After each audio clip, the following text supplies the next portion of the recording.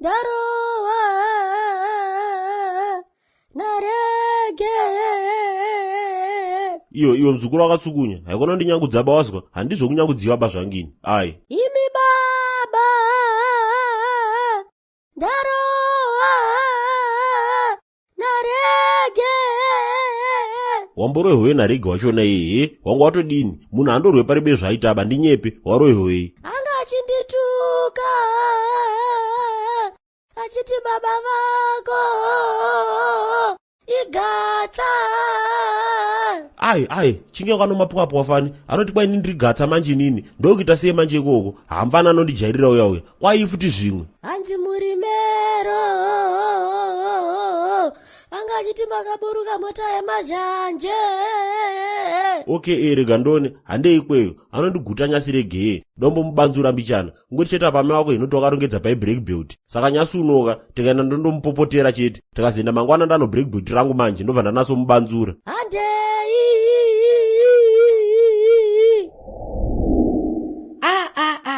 Samtoko, mukoma wangu chaiye. Magona mauya panapa wena. Kuriseko kumba. Madzoka naye kamukomana. He must apologize to me. Afanira kuita maitiro akadai so pashopu pangu panapa. Ndiri munhu wevanhu inini. Ende iwewe mudhare weweka. Ndakagara newe zvakanaka stereki. Iyo. Nyongono yako wazwaka kumeso kumbishi. Amai wakono. Makamwa anenge akaita ukazora node mutu ndo anokutaura. Wakazvarwa urube makamwa baiweyo. Kutsuka unenge kuodza. Ai, urikashangwe komunhu nai. Ukundikwadzewa rowa mwana wangu panapa. Naye mukoma wangu Ingrid. Bo here manje iyi. Bo kutodini kwacho. Unofunga kuti zvinoshamisira chikuti wakaenda kuSomalia ukadzoka wanotupundu. Haudozvona nenge bosi manje. Wanga uchituka mwana wangu uchiti bwa inini ndirigatsa. Ndinozera newe here nini? Iwe mudharewe waguta kunyarwa manje wanzwaka. Musoro wako wakazara masese ndiwe wakajedza zimwana rako nemusoro mukuru. Iwe woshomole kasika kudza baba wako kuti ndakuroverei. Varege kuita sei? Iwe mudharo ndidzikamire wanzwaka.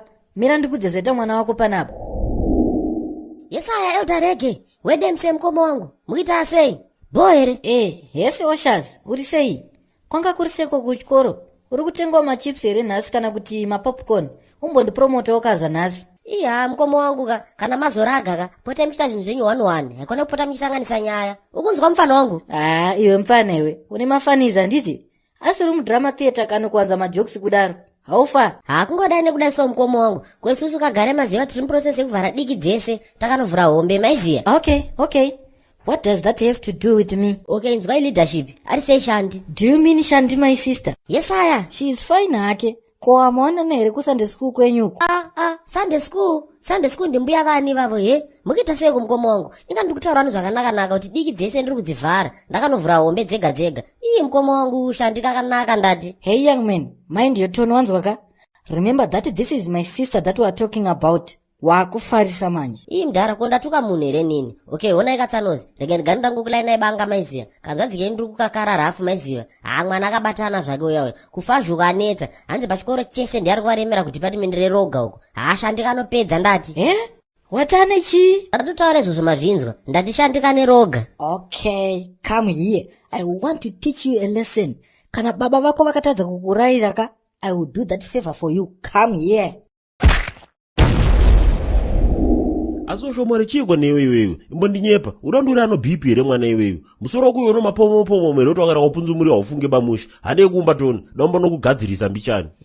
Endai munorayira kamwana kenyu kane face yechikuraka. What a bad way to start a day. Nonsense. Ndwaezva. Yesa yapindira wereshende ngwele mulonyeni kufukafa kufakana kufenda inini manje ndiriko anditi ndakakuudzere kuti ndiri milioneya ende mamiliyoni angu kakahenga mumhepo maiziya. Varume ndauya nenhau yangu iri serious tisu mabrand ambassador manyama kune vanoda kuitirwa maport clearance ezvinhu zvinouya neshipi zvisvikira kuDurban kana kuti kubhera saka bata isusu veBS Freight Logistics tisu tine chimuti mazuwano maiziya. We do port clearance yemanormal load nemaabnormal load.